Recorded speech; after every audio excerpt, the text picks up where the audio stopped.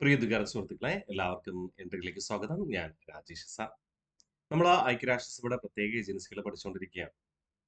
ഐക്യരാഷ്ട്രസഭയുടെ പ്രത്യേക ഏജൻസികൾ ഒന്നാമത്തെ ക്ലാസ്സിൽ നമ്മൾ 5 പ്രത്യേക ഏജൻസികൾ പഠിച്ചു. കഴിഞ്ഞ ദിവസം രണ്ടാമത്തെ ക്ലാസ്സിൽ 7 പ്രത്യേക ഏജൻസികൾ. ഇന്നേ ദിവസം ഈ ക്ലാസ്സിലൂടെ 3 പ്രത്യേക ഏജൻസികളോട് നമുക്ക് പഠിക്കാം. ഒന്ന്, United Nations World Tourism Organization UNWTO. WTO എന്ന് പറയുന്ന ഒരു സ്വതന്ത്ര സംഘടനയുണ്ട്, വേൾഡ് ട്രേഡ് ഓർഗനൈസേഷൻ. അതല്ല, അതുകൊണ്ടാണ് എടുത്തു പറയുന്നത് UNWTO.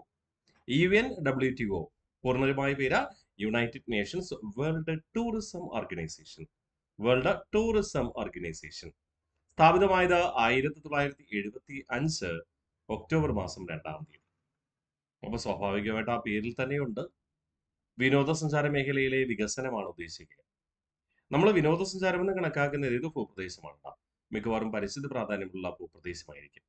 അത് അടുത്ത തലമുറ ആക്കിയ അതുപോലെ കാണാൻ കഴിയണമെങ്കിൽ ആ പരിസ്ഥിതി സംരക്ഷിക്കപ്പെടേണ്ടേ വേണം. ശരിയല്ലേ? അതുകൊണ്ട് ഉത്തരവാദിത്തോടു കൂടി മാത്രമേ നമ്മൾ വിനോദസഞ്ചാരം നടത്താൻ പാടുള്ളൂ. നമ്മൾ വിനോദസഞ്ചാരം നടത്തുന്ന പ്രകൃതി സംരക്ഷണ പ്രാധാന്യമുള്ള ഭൂപ്രദേശങ്ങൾ നശിപ്പിക്കാൻ പാടില്ല, മാലിന്യങ്ങൾ വലിച്ചെറിയാൻ പാടില്ല. ആ ഒരു ഉത്തരവാദിത്ത ബോധത്തോടു കൂടി നമ്മൾ പ്രവർത്തിക്കണം. ഈ ഒരു ആശയം പ്രചരിപ്പിക്കുക എന്നത് തന്നെയാണ് യുണൈറ്റഡ് നേഷൻസ് വേൾഡ് ടൂറിസം ഓർഗനൈസേഷന്റെ ലക്ഷ്യം. ക്ലിയർ ആണേ? ഇമ്പോർട്ടന്റ് ആണ്, മറക്കരുത്. വളരെ വളരെ പ്രാധാന്യമുണ്ട്. ക്ലിയർ? അപ്പോ United Nations World Tourism Organization UNWTO established on 2nd January 1975, become a UN specialist agency in 2003. Headquarters Madrid in Spain. സ്പെയിനിലെ മാഡ്രിഡ് ആണ് ആസ്ഥാനം. 1975 ജനുവരി മാസം 2-ാം തീയതി രൂപീകരിച്ച United Nations World Tourism organisation ഐക്യരാഷ്ട്രസഭയുടെ പ്രത്യേക ഏജൻസിയായി മാറിയത് ഏത് വർഷമാണ്? 2003-ലാണ്. 2003-ലാണ് പ്രത്യേക ഏജൻസിയായിട്ട് മാറുക. മറക്കില്ലല്ലോ. ആസ്ഥാനം സ്പെയിനിലെ മാഡ്രിഡ് ആണ്. ആകെ അംഗസംഖ്യ 160 ആണ്. പ്രധാന ലക്ഷ്യം എന്താണ്? Promote responsible and sustainable tourism globally. ആഗോളതലത്തിൽ ഉത്തരവാദിത്ത സുസ്ഥിര വികസന വിനോദസഞ്ചാരം പ്രോത്സാഹിപ്പിക്കുക. സസ്റ്റൈനബിൾ എന്ന് ഉദ്ദേശിക്കുമ്പോൾ ഇന്നത്തെ തലമുറയ്ക്ക് ഉപയോഗിക്കാൻ കഴിയുന്ന വിധം അടുത്ത തലമുറയ്ക്കും ഉപയോഗപ്രദമാവുന്ന രീതിയിൽ സംരക്ഷിക്കണമെന്നാണ്. ഉത്തരവാദിത്തം എന്ന് പറയുമ്പോൾ നമ്മൾ പൂർണ്ണ ബോധ്യത്തോടുകൂടി പെരുമാറണമെന്നാണ്. അപ്പോ objective promote responsible and sustainable tourism globally. മറക്കില്ലല്ലോ, ഇമ്പോർട്ടന്റ് ആണ്. United Nations World Tourism Organization UNWTO established on 2nd January 1975, become a UN specialized agency in 2003. Headquarters Madrid, Spain. Members 160. Objective promote responsible and sustainable tourism globally. Settle. Bretton Woods Conference. Bretton Woods Conference held from 1st July 1944 to 22nd July 1944. 1944 July മാസം 1 മുതൽ 22 വരെയാണ് Bretton would സമ്മേളനം നടക്കുക. ഈ Bretton would സമ്മേളനം നടക്കുന്നത് അമേരിക്കയിലെ വാഷിംഗ്ടണിൽ വെച്ചാണ് കേട്ടോ. അമേരിക്കയിലെ വാഷിംഗ്ടൺ DC വെച്ചാണ് നടത്തുക. ആകെ 44 രാജ്യങ്ങളിൽ നിന്നായി 730 പ്രതിനിധികൾ അവിടെ പങ്കെടുത്തു. 44 രാജ്യങ്ങളിൽ നിന്ന് 730 പ്രതിനിധികൾ പങ്കെടുത്തു. ഈ സമ്മേളനത്തിൽ പങ്കെടുത്ത അല്ലെങ്കിൽ ഈ സമ്മേളനത്തിന് നേതൃത്വം വഹിച്ച പ്രധാന സാമ്പത്തിക ശാസ്ത്രജ്ഞനാണ് ഇർവിൻ ഫിഷർ. ഈ ബ്രെട്ടൻ വുഡ് സമ്മേളനത്തിന് നേതൃത്വം നൽകിയ അല്ലെങ്കിൽ ഈ ബ്രെട്ടൻ വുഡ് സമ്മേളനത്തിന് അധ്യക്ഷത്വ പദം അലങ്കരിച്ച ഈ സമ്മേളനത്തിലെ ചർച്ചകൾക്ക് നേതൃത്വം കൊടുത്ത സാമ്പത്തിക ശാസ്ത്രജ്ഞനായിരുന്നു ഇർവിൻ ഫിഷർ എന്ന് പറയുന്നത്. 44 രാജ്യങ്ങളിൽ നിന്ന് 730 അംഗങ്ങൾ പങ്കെടുത്തല്ലോ. അതിൽ ഇന്ത്യ ഉണ്ടായിരുന്നു. ഇന്ത്യ പങ്കെടുത്തു. ഇന്ത്യയെ പ്രതിനിധീകരിച്ചത് 3 വ്യക്തികളായിരുന്നു. ആരൊക്കെ? RK ഷൺമുഖം ചെട്ടി. നമുക്ക് അദ്ദേഹത്തെ പരിചിതമാണ്. കൊച്ചിയിൽ ദിവാനായി സേവനം ചെയ്ത വ്യക്തിയാണ് RK ഷൺമുഖം ചെട്ടി, അല്ലെ? സ്വതന്ത്ര ഇന്ത്യയിലെ ആദ്യത്തെ ധനകാര്യ വകുപ്പ് മന്ത്രിയായിരുന്നു. CD ദേശ്മുഖ് RBIയുടെ ഗവർണറായിരുന്ന വ്യക്തി. പിന്നെ BK Madan. Okay, RK Shanmukham Chetty, CD Deshmukh, BK Madan എന്നിവരാണ് ഇന്ത്യയെ പ്രതിനിധീകരിച്ചുകൊണ്ട് ഈ ബ്രെട്ടൻ വുഡ് സമ്മേളനത്തിൽ 1944 ജൂലൈ 1 മുതൽ 22 വരെ വാഷിംഗ്ടൺ DC പങ്കെടുക്കുക. ഈ സമ്മേളനത്തിന്റെ തീരുമാനമനുസരിച്ചായിരുന്നു രണ്ട് പ്രത്യേക ഏജൻസികൾക്ക് തുടക്കം കുറിക്കുക. അത് ആദ്യം സ്വതന്ത്രമാണ്, പിന്നീട് പ്രത്യേക ഏജൻസിയായിട്ട് മാറുക, ഐക്യരാഷ്ട്രസഭയുടെ പ്രത്യേക ഏജൻസിയായിട്ട് മാറുക. ഏതൊക്കെ? ലോകബാങ്കും IMF. World Bank and international monetary fund. ലോകബാങ്ക് ഇപ്പോഴത്തെ നമ്മുടെ തദ്ദേശീയ ബാങ്കുകളെ പോലെ തന്നെ രാജ്യങ്ങൾക്ക് വായ്പ അനുവദിക്കുക.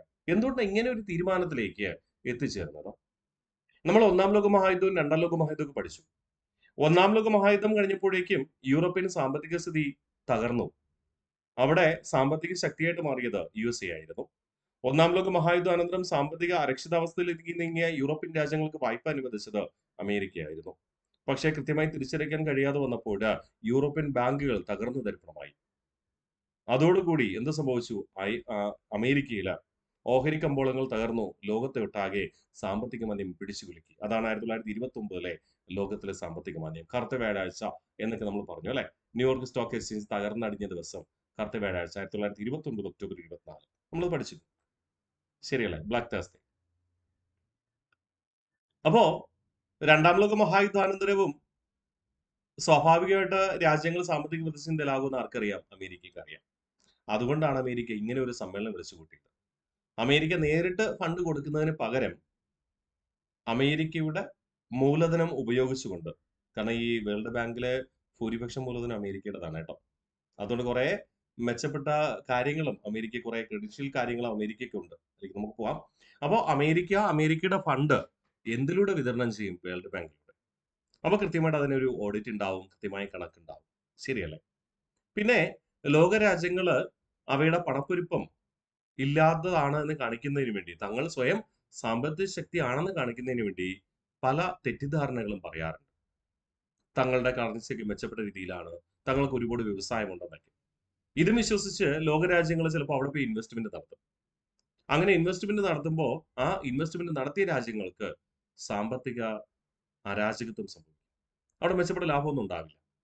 അപ്പോൾ ഇത്തരം പൊയ്മുഖങ്ങൾ തിരിച്ചറിയുന്നതിന് വേണ്ടിയിട്ട് IMF പ്രവർത്തിക്കുന്നുണ്ട്. ലോകരാജ്യങ്ങളുടെ കറൻസിയുടെ വിനിമയ മൂല്യം സംരക്ഷിക്കുക എന്നതാണ് ആരുടെ ലക്ഷ്യം? IMFന്റെ ലക്ഷ്യം. എന്തിനു വേണ്ടിയിട്ടാ? ലോകത്ത് സാമ്പത്തിക സ്ഥിതി മെച്ചപ്പെടുത്തുവാൻ.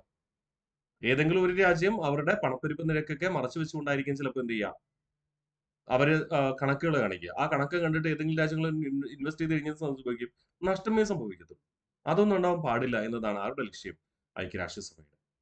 അങ്ങനെ ഐക്യരാഷ്ട്രസഭ അമേരിക്കയുടെ ഫണ്ട് വിതരണം ചെയ്യുന്നതിനും ലോകരാജ്യങ്ങൾ സാമ്പത്തിക വിനിമയം കൃത്യമായി സൂക്ഷിക്കുന്നതിനും വേണ്ടിയിട്ട് രൂപീകരിച്ച രണ്ട് സ്ഥാപനങ്ങളായിരുന്നു വേൾഡ് ബാങ്കും IMF. നമുക്ക് അതേക്കുറിച്ച് വിശദമായി നോക്കാം. ഈ രണ്ട് സ്ഥാപനങ്ങൾ രൂപീകരിക്കാൻ കാരണമായ സമ്മേളനമാണ് ബ്രെറ്റൻ വുഡ് സമ്മേളനം. അതുകൊണ്ട് ഈ രണ്ട് സംഘടനകളെയും ചേർത്ത് നമ്മൾ എന്തെന്ന് വിളിക്കാറുണ്ട്? ബ്രെറ്റൻ വുഡ് ഇരട്ടകൾ അല്ലെങ്കിൽ ബ്രെറ്റൻ വുഡ് സിസ്റ്റേഴ്സ് എന്ന് വിളിക്കാറുണ്ട്. ബ്രെറ്റൻ വുഡ് ട്വിൻസ് അല്ലെങ്കിൽ ബ്രെറ്റൻ വുഡ് സിസ്റ്റേഴ്സ് എന്നറിയപ്പെടുന്നത് ഏതൊക്കെയാണ്? വേൾഡ് ബാങ്കും IMF. ക്ലിയർ അല്ലേ? ഒന്നുകൂടെ നമുക്ക് വിഷയം ഉറപ്പിക്കാം. Bretton wood conference from 1st to 22nd July 1944. Location Washington DC, USA. Participation 44 countries and 730 delegates. 730 delegates. Chief economist ആരാണ്? Irving Fisher.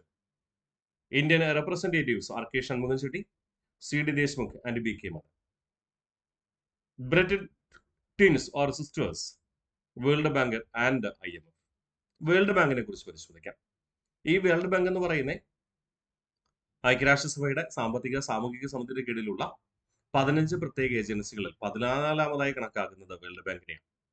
പ്രത്യേക ഏജൻസിയാണെന്ന് ഓർമ്മിക്കുക. Established on 27th December 1945. Started its operation on 25th June 1946. Headquarters Washington DC. വാഷിംഗ്ടണിൽ നടന്ന ബ്രെറ്റൻ would സമ്മേളനത്തിൽ തീരുമാനിക്കുക. അതുകൊണ്ട് ആസ്ഥാനം ഇവിടെ തന്നെ വാഷിംഗ്ടൺ തന്നെ. Member countries 190. Latest member Andorra. അപ്പോ നിങ്ങൾ ഈ IMF നിങ്ങൾ പഠിക്കുമ്പോഴും ഇതേ കാര്യങ്ങൾ അവിടെ ആവർത്തിക്കപ്പെടും. ഹെഡ്ക്വാർട്ടേഴ്സ് വാഷിംഗ്ടൺ തന്നെയായിരിക്കും. മെമ്പേഴ്സ് 190 തന്നെയായിരിക്കും. 190 തന്നെയായിരിക്കും. ലേറ്റസ്റ്റ് മെമ്പർ എന്ന് പറയുന്നത് അണ്ടോറ തന്നെയായിരിക്കും. ഇത് മൂന്നും കോമൺ ആണ് IMF-ലും അതുപോലെ ലോക ബാങ്കിലും കേട്ടോ. അപ്പോൾ world bank established on 27th December 1945. Started operation on 25th June 1946. Headquarters Washington DC, USA. Member countries 190. Latest member Andorra. Motto: working for a world free of poverty. Working for a world free of poverty. ദാരിദ്ര്യമില്ലാത്ത ലോകത്തിന് വേണ്ടി. ദാരിദ്ര്യമില്ലാത്ത ലോകത്തിന് വേണ്ടി എന്നതാണ് ആരുടെ ലക്ഷ്യം? World Bank. എന്ന് പറഞ്ഞാൽ സൗജന്യമായിട്ട് കാശ് കൊടുക്കോ? ഇല്ല. വികസ്വര രാജ്യങ്ങൾക്കും അവികസിത രാജ്യങ്ങൾക്കും വായ്പ അനുവദിക്കും. ആ വായ്പ തിരിച്ചടയ്ക്കണം, കൃത്യമായി പലിശയും സഹിതവും. എങ്കിലും വായ്പ അനുവദിക്കുമെന്നാണ് ആരുടെ ലക്ഷ്യം? ലോകബാങ്കിന്റെ. ലോകബാങ്കിന് സ്വന്തമായിട്ട് കറൻസി എന്തെങ്കിലും ഉണ്ടോ? ഇല്ല. സ്വന്തമായിട്ട് ഫണ്ട് എന്തെങ്കിലും ഉണ്ടോ? ഇല്ല. ആരിൽ നിന്ന് വാങ്ങിയും? സാമ്പത്തിക ശക്തികളെ രാജ്യങ്ങളിൽ നിന്ന് മേടിക്കും. ഇത് രൂപീകരിക്കുന്ന സമയത്ത് പ്രധാന സാമ്പത്തിക ശക്തി ആരായിരുന്നു? അമേരിക്കയായിരുന്നു. അതുകൊണ്ട് ഇന്നും ലോകബാങ്കിന്റെ കൂടുതൽ മൂലധനം കൈകാര്യം ചെയ്യുന്നത്, ലോകബാങ്കിന്റെ ഭൂരിപക്ഷ മൂലധനവും ആരുടേതാണ്? അമേരിക്കയുടേതാണ്. Responsibility publishers the world development Report. World ബാങ്കിന്റെ പ്രധാനപ്പെട്ട ചുമതലകൾ എന്തൊക്കെയാണെന്ന് നോക്കിയാൽ ലോക വികസന റിപ്പോർട്ട് പ്രസിദ്ധീകരിക്കുക, കൂടാതെ അംഗരാജ്യങ്ങൾക്ക് വായ്പ അനുവദിക്കുക. ഇതാണ് പ്രധാനപ്പെട്ട രണ്ട് ചുമതലകൾ. കടമ. Publishers the world development report, provide loans to member countries. ഇനി ഈ സംഘടനയുടെ ലക്ഷ്യം എന്തിനു വേണ്ടിയാണ് ഇങ്ങനെ വായ്പ അനുവദിക്കുന്നതും വേൾഡ് ഡെവലപ്മെന്റ് റിപ്പോർട്ട് പ്രസിദ്ധീകരിക്കുന്നത്? ലക്ഷ്യം എന്താണ്? Provide financial assistance to both developing and under developed countries. വികസിത രാജ്യങ്ങൾക്കും അവികസിത രാജ്യങ്ങൾക്കും സാമ്പത്തിക സഹായം നൽകിക്കൊണ്ട് അവരെ വികസനത്തിലേക്ക് കൈപിടിച്ചു ഉയർത്തുക. സൗജന്യമല്ല, വായ്പയാണ് അനുവദിക്കുക. ലക്ഷ്യം വയ്ക്കുന്നത് ആരുടെ വികസനത്തിനാണ്? വികസ്വര രാജ്യങ്ങളുടെയും അവികസിത രാജ്യങ്ങളുടെയും. അവികസിത രാജ്യങ്ങൾ മൂന്നാം ലോക രാജ്യങ്ങൾ എന്ന് വിളിക്കാം. Developing and undeveloped countries. Okay അല്ലേ? അതുകൊണ്ട് തന്നെ ഈ ലോക ബാങ്കിനെ നമ്മൾ തേർഡ് വിൻഡോ എന്ന് വിളിക്കാറുണ്ട്. അതായത് നമ്മളെ സഹായിക്കുന്നവൻ എന്ന അർത്ഥത്തിൽ തേർഡ് വിൻഡോ എന്ന് വിളിക്കാറുണ്ട്. The first country to take loan from world bank, France. ലോക ബാങ്കിൽ നിന്ന് ആദ്യമായി വായ്പ സ്വീകരിച്ച രാജ്യം എന്ന് പറയുന്നത് യൂറോപ്യൻ രാജ്യമായ ഫ്രാൻസ് ആണ്. മറന്നുപോയത് ഇമ്പോർട്ടന്റ് ആണ്. നമ്മൾ ചിലപ്പോൾ ഏതെങ്കിലും ആഫ്രിക്കൻ രാജ്യമൊക്കെ എഴുതി വെക്കും.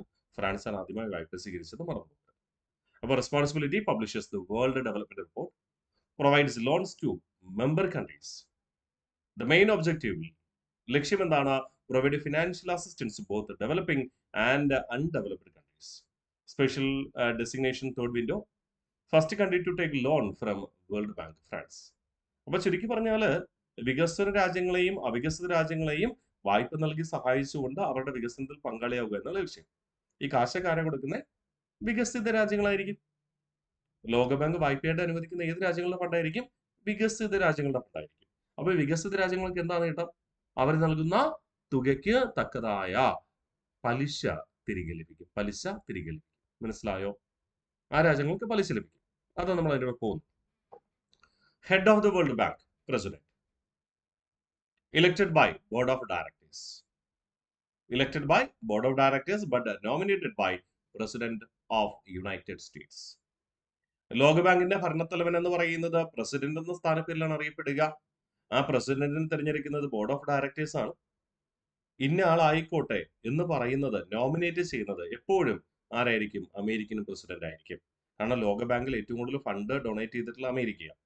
അതുകൊണ്ട് ലോകബാങ്കിന്റെ ഭരണത്തലവനായ ലോകബാങ്ക് പ്രസിഡന്റിനെ നിയമിക്കുവാനുള്ള അധികാരം, നോമിനേറ്റ് ചെയ്യുവാനുള്ള, നാമനിർദ്ദേശം ചെയ്യാനുള്ള അധികാരം ആർക്കാണ്? ലോകബാങ്കിനെ പ്രസിഡന്റിനെ നാമനിർദ്ദേശം ചെയ്യാനുള്ള അധികാരം ആർക്കാണ്? USA പ്രസിഡന്റാണ്. ഐക്യരാഷ്ട്രസഭയുടെ കീഴിലുള്ള പ്രത്യേക ഏജൻസിയായ ലോകബാങ്കിന്റെ പ്രസിഡന്റിനെ നാമനിർദ്ദേശം ചെയ്യാനുള്ള അധികാരം അമേരിക്കൻ പ്രസിഡന്റിനാണുള്ളത്. അത് ദയവായി ഓർമ്മിക്കുക. അതുകൊണ്ട് തന്നെ അമേരിക്കൻ പൗരന്മാരായ വ്യക്തികളെ മാത്രമേ എന്ത് ചെയ്യാറുള്ളൂ? ലോകബാങ്ക് പ്രസിഡന്റായി നിയമിക്കാറുള്ളൂ. അതിന് ഇപ്പോഴും ഒരു വ്യത്യാസവും ഇല്ല. Always a US citizen. ലോകബാങ്ക് പ്രസിഡന്റ് എപ്പോഴും ആരായിരിക്കും? US പൗരനായിരിക്കും, അമേരിക്കൻ പൗരനായിരിക്കും. അപ്പൊ head of World Bank, president, elected by board of directors, nominated by president of United States, always a US citizen. First president ആര് എന്ന് ചോദിച്ചു കഴിഞ്ഞാൽ മറക്കരുത്, ഫസ്റ്റ് പ്രസിഡന്റിന്റെ നിലവിലുള്ള പ്രസിഡന്റിന്റെ പേര് PSC ചോദിക്കും. യൂജിൻ മേയർ. ഫസ്റ്റ് പ്രസിഡന്റ് അമേരിക്കൻ പൗരനായ യൂജിൻ മേയർ. നിലവിലെ പ്രസിഡന്റ് അജയ് ബാങ്ക എന്ന അമേരിക്കൻ പൗരൻ എന്ന് തന്നെ ഞാൻ നിങ്ങളോട് പറയും. അദ്ദേഹം അമേരിക്കൻ പൗരൻ അല്ലെങ്കിൽ അദ്ദേഹത്തിന് ലോകബാങ്കിന്റെ പ്രസിഡന്റ് ആവാൻ കഴിയില്ല.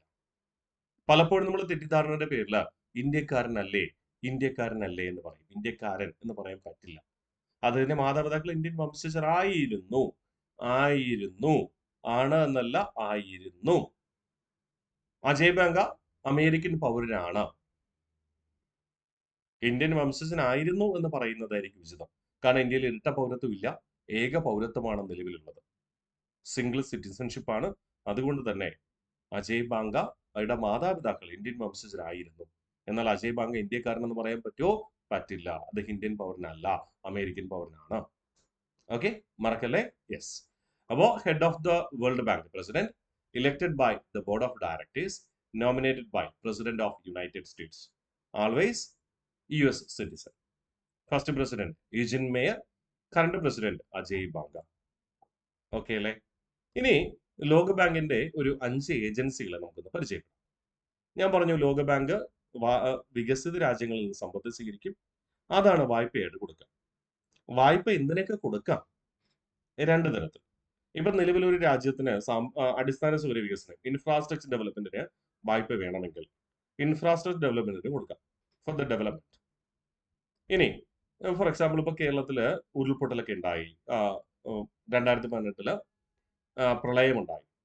അങ്ങനെ പ്രകൃതി ദുരന്തം കാരണം നശിച്ചുപോയി. ആ നശിച്ചുപോയ പ്രദേശങ്ങൾ വീണ്ടെടുക്കുന്നതിന് വേണ്ടിയിട്ട്, റീകൺസ്ട്രക്ഷന് വേണ്ടിയിട്ട് വായ്പ കൊടുക്കാം. റീകൺസ്ട്രക്ഷന് വേണ്ടി വായ്പ കൊടുക്കാം, ഡെവലപ്മെന്റിന് വേണ്ടി വായ്പ കൊടുക്കാം. ഇനി ഇത് അല്ലെങ്കിൽ പിന്നെ എന്തിനു വായ്പ കൊടുക്കാം? എന്തെങ്കിലും പുരോഗമനപരമായ സർവീസ് പ്രവർത്തനങ്ങൾക്ക് വായ്പ കൊടുക്കാം. അത് വ്യവസായവൽക്കരണത്തിന് വേണ്ടിയാകാം, കാർഷിക വികസനത്തിന് വേണ്ടിയാകാം, ബഹിരാകാശ ഗവേഷണത്തിന് വേണ്ടിയിട്ടാവാം, ശാസ്ത്ര സാങ്കേതിക രംഗത്തെ ഗവേഷണത്തിന് വേണ്ടിയിട്ടാകാം. അങ്ങനെ വ്യവസായവൽക്കരണത്തോടു കൂടി ലാഭം ഇച്ഛിച്ചുകൊണ്ടുള്ള പ്രവൃത്തിക്കും വായ്പ അനുവദിക്കാം. ഈ വായ്പയൊക്കെ കൊടുക്കാൻ എവിടുന്നാ കാശ്? അത് വികസിത രാജ്യങ്ങൾ എന്ത് ചെയ്യും? ഫണ്ട് കൊടുക്കും. ആ ഫണ്ടിന് വികസിത രാജ്യങ്ങൾക്ക് പ്രതിഫലം എന്താ? അതിന് റിട്ടേൺ കിട്ടും. ശരിയല്ലേ? റിട്ടേൺ പരാതി ഉണ്ടെങ്കിലും ആരെ സമീപിക്കണം? വേൾഡ് ബാങ്കിന്. ഇപ്പൊ ഞാൻ ഒരു ഫിക്സഡ് ഡെപ്പോസിറ്റ് കൊണ്ടിടുകയാണ്. ആ കാശ് എടുത്തിട്ടാണ് ബാങ്ക് എന്ത് ചെയ്യുന്നത്? മറ്റുള്ളവർക്ക് വായ്പ കൊടുക്കുന്നത്. അപ്പോൾ ഞാൻ ഫിക്സഡ് ഡെപ്പോസിറ്റ് ഇടുന്നതിന് പലിശ എന്ത് ചെയ്യും? അവരെനിക്ക് തരും. ശരിയല്ലേ? എനിക്ക് തരുന്നതിനേക്കാൾ കൂടുതൽ പലിശ എന്ത് ചെയ്യും? വായ്പ കൊടുക്കുന്നതിന് ഈടാക്കും. അതാണ് ആ ബാങ്കിന്റെ ലാഭം എന്ന് പറയുന്നത്. അല്ലേ? ബാങ്കിലെ തൊഴിലാളികളുടെ ശമ്പളമൊക്കെ കൂടെ അതിൽ നിന്നാണല്ലോ. മനസ്സിലായി. ഇനി എനിക്ക് ഫിക്സഡ് ഡെപ്പോസിറ്റ് ഇട്ടു, അതിന്റെ പലിശയിൽ എനിക്ക് എന്തെങ്കിലും പരാതി ഉണ്ടെങ്കിൽ ഞാൻ ആരെയെ സമീപിക്കേണ്ടേ? പോലീസിനെയാണോ? അല്ല. ഗവൺമെന്റിനെയാണോ? അല്ല, ഞാൻ ബാങ്കിനെയാണ് സമീപിക്കേണ്ടത്. അതുപോലെ ലോക ബാങ്കിൽ ആരെങ്കിലും ഫണ്ട് നിക്ഷേപിച്ചിട്ടുണ്ടെങ്കിൽ അവർക്ക് എന്തെങ്കിലും പരാതി ഉണ്ടെങ്കിൽ പരിഹരിക്കുന്ന ആര് തന്നെയായിരിക്കും? ലോക ബാങ്ക് തന്നെയായിരിക്കും. അപ്പോൾ ഈ പ്രവർത്തനങ്ങൾക്ക് വേണ്ടിയിട്ട് അപ്പോൾ വായ്പകൾ തരുന്നത് 3 രീതിയിൽ. അതായത് റീകൺസ്ട്രക്ഷൻ, പിന്നെ അടിസ്ഥാന സൗകര്യ വികസനം, ഇൻഫ്രാസ്ട്രക്ചർ ഡെവലപ്മെന്റ്, പിന്നെ എന്താ പറയുക, നമുക്ക് വ്യവസായ വികസനം, പിന്നെ ഇൻവെസ്റ്റ്മെന്റിനെ കുറിച്ച്, പിന്നെ ഇൻവെസ്റ്റ്മെന്റ് പരാതിയെക്കുറിച്ച്. അങ്ങനെ 5 ഏജൻസികൾ ലോക ബാങ്കിലുണ്ട്. ആ ഏജൻസികളുടെ പേര് മാത്രം പഠിച്ചാൽ മതിയാവും. നോക്കിയേ, international bank for reconstruction and development. അപ്പോൾ ഏതെങ്കിലും രാജ്യം പ്രകൃതി ദുരന്തമോ മറ്റെന്തെങ്കിലും ദുരന്തമോ കാരണം നശിച്ചുപോയി, അത് പുനർനിർമ്മിക്കുന്നതിന് വേണ്ടിയിട്ട് വായ്പ കൊടുക്കുന്നത് ഈ ഏജൻസി വഴിയാണ്. International bank for reconstruction and development. അതിന് കുറേയധികം ദീർഘകാലത്തെ വായ്പയായിരിക്കും അനുവദിക്കുക. ആദ്യ തവണയൊന്നും തിരിച്ചടയ്ക്കേണ്ടതില്ല. അങ്ങനെ കുറെ കണ്ടീഷൻസ് ഒക്കെ ഉണ്ട് കേട്ടോ. അടുത്ത ഇന്റർനാഷണൽ ഡെവലപ്മെന്റ് അസോസിയേഷൻ. നിലവിലെ വികസന പ്രശ്നങ്ങളൊന്നുമില്ല. ആ രാജ്യത്തെ ഇൻഫ്രാസ്ട്രക്ചർ ഡെവലപ്മെന്റിന് വേണ്ടിയിട്ട്, അടിസ്ഥാന സൗകര്യ വികസനത്തിന് വേണ്ടിയിട്ട് വായ്പ അനുവദിക്കുന്നത് ഈ ഏജൻസി വഴിയാണ്, ഇന്റർനാഷണൽ ഡെവലപ്മെന്റ് അസോസിയേഷൻ. ഇനി വ്യവസായവൽക്കരണത്തിന് വേണ്ടിയാണെങ്കിൽ ഫണ്ട് അനുവദിക്കുന്നത് അടിസ്ഥാന മൂലധനം എന്ന രീതിയിലല്ലേ ഇൻവെസ്റ്റ് ചെയ്യാം. അതുകൊണ്ട് ഏത് ഏജൻസി വഴിയാണ് കൊടുക്കുക? ഇന്റർനാഷണൽ ഫിനാൻസ് കോർപ്പറേഷൻ വഴി, IFC, ഇന്റർനാഷണൽ ഫിനാൻസ് കോർപ്പറേഷൻ വഴിയാണ് കൊടുക്കുക.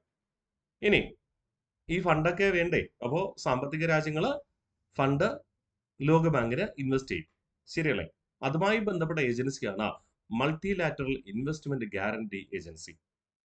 ഫണ്ട് സ്വീകരിക്കുന്നത്, ലോക ബാങ്കിലേക്ക് ഫണ്ട് സ്വീകരിക്കുന്നത് ഈ മൾട്ടിലാറ്ററൽ ഇൻവെസ്റ്റ്മെന്റ് ഗ്യാരണ്ടി ഏജൻസിയാണ്, മിഗ. ഇനി international Centre for Settlement of investment disputes. എന്തെങ്കിലും തർക്കങ്ങൾ ഉണ്ടെങ്കിൽ അത് പരിഹരിക്കുന്നതിന് വേണ്ടി ലോക ബാങ്കിന്റെ 5ാമത്തെ ഏജൻസി ഉണ്ട്, international Centre for Settlement of investment and disputes. Okay അല്ലേ? ഒന്നുകൂടെ നമുക്ക് റിവിഷൻ ചെയ്യാം. വേൾഡ് ബാങ്ക് ഏജൻസി ജസ്റ്റ് ഒന്ന് വായിച്ചു വെച്ചാൽ മതി. കാണപ്പടം പഠിക്കാനില്ല, വിശദമായി പഠിക്കാനില്ല. Okay. International bank for reconstruction and Development, IBRD. International Development Agency IDA, International Finance Corporation IFC, Multilateral Investment Guarantee Agency MIGA, International Centre for Settlement of Investment Dispute ICSI. ഇനി നമ്മൾ പ്രത്യേക ഏജൻസികളിൽ അവസാനമായി നമ്മൾ പഠിക്കുന്നത് IMF-നെ കുറിച്ച്. International monetary fund. International monetary fund രൂപീകരിച്ചത്, നിലവിൽ വന്നത് ലോകബാങ്ക് രൂപീകരിച്ച അതേ ദിവസം തന്നെയാണ്, 1945 ഡിസംബർ മാസം 27-ാം തീയതി. അപ്പൊ ലോകബാങ്ക് ആയിക്കോട്ടെ, അതുപോലെ തന്നെ IMF ആയിക്കോട്ടെ, സ്ഥാപിതമായത് 1945 ഡിസംബർ 27 തന്നെയാണ്. ലോകബാങ്ക് നിലവിൽ വന്നത് 1946 ജൂൺ 25. പക്ഷേ ഇവിടെ IMF നിലവിൽ വരുന്നത്, പ്രവർത്തനം ആരംഭിക്കുന്നത്, started it's operation on 1 March 1947. അത് മാത്രമേ വ്യത്യാസമുള്ളൂ. ഹെഡ് ക്വാർട്ടേഴ്സ് സെയിം ആണ്, Washington DC, USA. Member countries same ആണ്, 190. ലേറ്റസ്റ്റ് മെമ്പർ സെയിം ആണ്, അണ്ടോറ, in 2020. ലോകബാങ്കിലും IMF-ലും അംഗമായ അവസാന അംഗരാഷ്ട്രം അണ്ടോറയാണ്. 2020 ആകെ അംഗരാജ്യങ്ങൾ 190 തന്നെ, ആസ്ഥാനം വാഷിംഗ്ടൺ. സ്ഥാപിതമായത് 1945 ഡിസംബർ 27. ലോകബാങ്ക് പ്രവർത്തനം ആരംഭിച്ചത് 1946 ജൂൺ 25. ഇവിടെ IMF പ്രവർത്തനം ആരംഭിച്ചത് 1947 മാർച്ച് 1. ബാക്കിയെല്ലാം സെയിം ആണ്. Head quarters Washington, total members 190, latest member Andorra, in 2020. പ്രധാന ലക്ഷ്യം ഞാൻ നിങ്ങളോട് പറഞ്ഞിട്ടുണ്ട്, ഈ ക്ലാസിന്റെ ഇൻട്രൊഡക്ഷൻ നമ്മൾ പറഞ്ഞപ്പോൾ പറഞ്ഞു. എന്താണ് IMF-ന്റെ പ്രധാന ലക്ഷ്യം എന്ന് പറയുന്നത്? ലോകരാജ്യങ്ങളുടെ വാണിജ്യ വികസനം. ആ വാണിജ്യ വികസനം എന്ന് പറയുമ്പോൾ തെറ്റായ കറൻസിയുടെ വിനിമയ മൂല്യം ഒന്നുമല്ല, വിനിമയ മൂല്യം കൃത്യമായി സംരക്ഷിക്കുക എന്നാണ്. ഓക്കെ. ഇനി വായ്പ തിരിച്ചടയ്ക്കാൻ വായ്പ ലോകബാങ്കാണ് നൽകുന്നത്. പക്ഷേ ആ രാജ്യത്തിന് വായ്പ തിരിച്ചടയ്ക്കാൻ പറ്റുമോ ഇല്ലയോ എന്ന് സർട്ടിഫൈ ചെയ്യേണ്ടത് ആരാണ്? IMF ആണ്. സാമ്പത്തിക സ്ഥിതി വിലയിരുത്തി വായ്പയ്ക്ക് തിരിച്ചടയ്ക്കാൻ കഴിയുമോ? വായ്പ തിരിച്ചടച്ചാലല്ലേ ലോകബാങ്കിന്, ഈ ലോകബാങ്കിൽ ഇൻവെസ്റ്റ് ചെയ്തവർക്ക് ഫണ്ട് കൊടുക്കാൻ പറ്റുള്ളൂ. യെസ്, അതുകൊണ്ട് വായ്പ തിരിച്ചടയ്ക്കാൻ കഴിയുമോ ഇല്ലയോ എന്ന് റിപ്പോർട്ട് കൊടുക്കേണ്ടത് IMF ആണ്. അപ്പോൾ പരിശോധിക്കുക. രാജ്യങ്ങളുടെ കറൻസിയുടെ വിനിമയ മൂല്യം സംരക്ഷിക്കണം. അന്താരാഷ്ട്ര തലത്തിൽ വ്യവസായ സഹകരണം ഉറപ്പുവരുത്തണം. കാരണം ഏതെങ്കിലും ഒരു രാജ്യത്ത് ഒരു രാജ്യം കൊണ്ട് ഇൻവെസ്റ്റ് ചെയ്യുമ്പോൾ ആ രാജ്യത്തിന് അതിൽ ലാഭം ഉണ്ടാകുന്ന രീതിയിലായിരിക്കണം. അതുകൊണ്ട് ഏതെങ്കിലും രാജ്യം അവരുടെ സാമ്പത്തിക സ്ഥിതിയെക്കുറിച്ച് റിപ്പോർട്ട് അവതരിപ്പിക്കുമ്പോൾ അത് അന്ധമായി IMF വിശ്വസിക്കാൻ തയ്യാറല്ല. IMF കൃത്യമായി പരിശോധിച്ച് റിപ്പോർട്ട് തയ്യാറാക്കും. ഇന്ന രാജ്യത്തിന് ഈ സ്ഥിതി, ഈ സാമ്പത്തിക സ്ഥിതിയാണ് ഉള്ളത്. ഇപ്പൊ ഇന്ത്യ പലപ്പോഴും പറയാറുണ്ട് ഇന്ത്യയുടെ വളർച്ച 7%, 8%. പക്ഷെ അതിനേക്കാളും കുറവായിരിക്കും IMF ഡിക്ലെയർ ചെയ്യുന്നത്. കാരണം IMF ഇന്ത്യ പറയുന്ന കണക്കല്ല പരിശോധിക്കുക. IMF പ്രത്യേകിച്ച് പരിശോധിക്കും ഇന്ത്യ പറയുന്നതിൽ വാസ്തവമുണ്ടോ, അതിനേക്കാളും കുറവാണോ കൂടുതലാണോ പരിശോധിച്ചാണ് റിപ്പോർട്ട് ചെയ്യുക. അതിന്റെ അടിസ്ഥാനത്തിലാണ് ലോകബാങ്ക് എന്ത് ചെയ്യുക, സാമ്പത്തിക സുസ്ഥിരതയുണ്ടോ, വായ്പയ്ക്ക് തിരിച്ചടയ്ക്കാൻ കഴിയുമോ എന്നൊക്കെ പരിശോധിക്കും. മനസ്സിലായോ? അപ്പോൾ പ്രധാനപ്പെട്ട ലക്ഷ്യങ്ങൾ എന്തൊക്കെയാണ്? അന്താരാഷ്ട്ര വാണിജ്യ വികസനം, പ്രൊമോട്ട് ഇന്റർനാഷണൽ ട്രേഡ്. പിന്നെ അന്താരാഷ്ട്ര കറൻസികളുടെ വിനിമയ മൂല്യം സംരക്ഷിക്കണം, അല്ലെ? Maintain the exchange value of countries currencies. Maintain the exchange values of countries currencies. സാമ്പത്തിക സഹകരണം ഉറപ്പുവരുത്തുക, രാജ്യങ്ങൾ തമ്മിലുള്ള സാമ്പത്തിക സഹകരണം ഉറപ്പുവരുത്തുക. Facilitate economic cooperation. Facilitate economic cooperation. Provide additional financial resources to member countries through special drawing right. അതായത് അംഗരാജ്യങ്ങൾക്ക് കൂടുതൽ വായ്പ ലഭിക്കുന്നതിന് വേണ്ടി റിപ്പോർട്ട് നൽകുക. അത് വെറുതെ നൽകില്ല, പരിശോധിച്ചിട്ടൊക്കെ നൽകത്തുള്ളൂ. അത് യാഥാർത്ഥ്യമാണെങ്കിലും അത് IMF-ന്റെ കടമയാണ് നമ്മൾ പറയാം. അംഗരാജ്യങ്ങൾക്ക് പ്രത്യേക പിൻവലിക്കൽ അധികാരങ്ങളിലൂടെ അധിക സാമ്പത്തികം പ്രദാനം ചെയ്യുക. Provide additional financial resources to member countries through special drawing right, SDRs. അപ്പോൾ പ്രധാനപ്പെട്ട ലക്ഷ്യങ്ങൾ എന്തൊക്കെയാ? Promote international trade, maintain the exchange value of countries' currencies, facilitate economic cooperation, provide additional financial resources to member countries through special drawing rights. Set ആണ്. അടുത്ത special designation, bank of all central banks. എല്ലാ കേന്ദ്ര ബാങ്കുകളുടെയും bank എന്നറിയപ്പെടുന്നത് IMF ആണ്. ഇപ്പൊ ഇന്ത്യയുടെ കേന്ദ്ര bank ഏതാ? Reserve bank of India. ആ റിസർവ് ബാങ്ക് ഓഫ് ഇന്ത്യയെ സംബന്ധിച്ചിട്ട് ആ റിസർവ് ബാങ്ക് ഓഫ് ഇന്ത്യയാണ് ഇന്ത്യയുടെ കറൻസിയുടെ വിനിമയ മൂല്യം പരിശോധിക്കുക. ആ വിനിമയ മൂല്യം പരിശോധിക്കുന്ന റിസർവ് ബാങ്കിന് എന്തിന്റെ പ്രതിനിധികളായിട്ടാണ് പ്രവർത്തിക്കുക? IMFന്റെ ഇന്ത്യയിലെ പ്രതിനിധിയായിട്ടാണ്. IMFന്റെ ഇന്ത്യയിലെ പ്രതിനിധിയായി പ്രവർത്തിക്കുന്ന RBI ആണ്. RBI നേരിട്ട് പൊതുജനങ്ങളും പങ്കാളിത്തമുണ്ടോ? ഇല്ല. സാമ്പത്തിക സ്ഥിതിയെ കുറിച്ച് പരിശോധിക്കുക എന്നല്ല ലക്ഷ്യം. അത്രേ ഉള്ളൂ. മനസ്സിലാവുന്നുണ്ടോ? ഇമ്പോർട്ടന്റ് ആണ്. Special designation bank of all central banks. IMF managing director is always A European citizen. World ബാങ്കിന്റെ പ്രസിഡന്റ് എപ്പോഴും ആരായിരിക്കും? ഒരു അമേരിക്കൻ പൗരനായിരിക്കും. എന്നാൽ IMFന്റെ മാനേജിംഗ് ഡയറക്ടർ എപ്പോഴും ആരായിരിക്കും? ഒരു യൂറോപ്യൻ സിറ്റിസൺ ആയിരിക്കും. ഒരു യൂറോപ്യൻ സിറ്റിസൺ ആയിരിക്കും. First managing director of IMF Camille Gutt, ബെൽജിയംകാരനായ കാമിലെ ഗാട്ട് ആണ്. First woman managing director general എന്ന് പറയുന്നത്, ഫസ്റ്റ് വിമൺ മാനേജിംഗ് ഡയറക്ടർ എന്ന് പറയുന്നത് ഫ്രഞ്ച് വനിതയായ ക്രിസ്റ്റീനെ ലഗാർദെ. ആരാണ്? ക്രിസ്റ്റീനെ ലഗാർദെ. നിലവില് രണ്ടാമത്തെ വനിതാ മാനേജിംഗ് ഡയറക്ടറാണ്. കറണ്ട് മാനേജിംഗ് ഡയറക്ടർ ആരാണ്? ക്രിസ്റ്റലീന ജോർജീവിയ. ബൾഗേറിയൻ വനിതയാണ്. ജോർജിയ വനിതയല്ല, പേരാണ് ക്രിസ്റ്റലീന ജോർജീവിയ. ഏത് രാജ്യത്തെ വനിതയാണ്? ബൾഗേറിയൻ വനിതയാണ്. മറക്കില്ലല്ലോ. അപ്പൊ മറക്കരുത്, ഇമ്പോർട്ടന്റ് ആണ്. IMFനെ നമ്മൾ എന്തെന്ന് വിശേഷിപ്പിക്കാറുണ്ട്? എല്ലാ രാജ്യങ്ങളുടെയും കേന്ദ്ര ബാങ്കുകളുടെ ബാങ്ക് എന്ന് വിളിക്കാറുണ്ട്. Bank of all central banks. IMF managing director is always a European citizen. First managing director Camille Lagarde, Belgium citizen. First women Christine Lagarde, French citizen. Current managing director Kristalina Georgieva, the second woman and the Bulgarian citizen. മറക്കൂലല്ലോ. Simple അല്ലേ? ഒന്നുകൂടെ നമുക്ക് revision ചെയ്യാം IMF പൂർണ്ണമായിട്ട്. International Monetary Fund came into existence on 27th December 1940. Started operation on 1st March 1947. Headquarters Washington DC, USA. Member countries 190. The latest member Andorra in 2020. Objectives: promote international trade, maintain the exchange value of a country's currencies, facilitate economic cooperation, provide additional financial resources to member countries through special drawing rights. Special designation Bank of all central banks. IMF managing director is always a European citizen. First managing director Camille Lagarde, a Belgian citizen. First women managing director Christina Lagarde, French citizen. Current managing director and the second women managing director Kristalina Georgieva, Bulgarian citizen.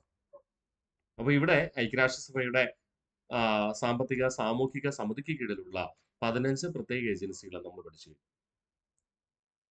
ആ 15 പ്രത്യേക ഏജൻസികൾ നിങ്ങളുടെ മനസ്സിലുണ്ടാവട്ടെ.